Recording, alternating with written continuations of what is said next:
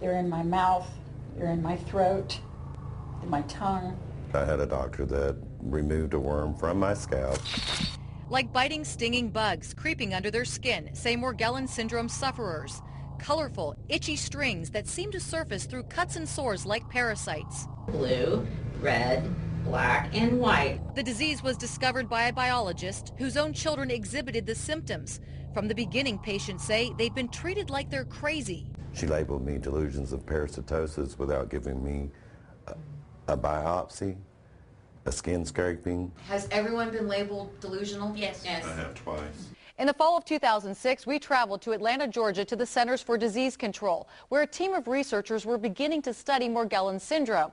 Now, several years later, they're finally ready to release their report.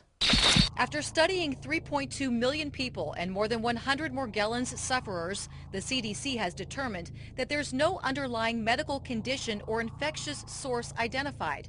The unexplained apparent dermopathy demonstrated no infectious cause and no evidence of an environmental link. So what is it?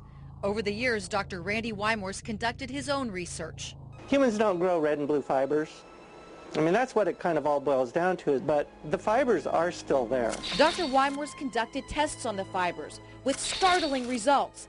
They aren't textile or organic. Blowing one's mind is probably a pretty adequate way of trying to describe it. But the CDC seems to imply that the fibers are cellulose or compatible with cotton fibers.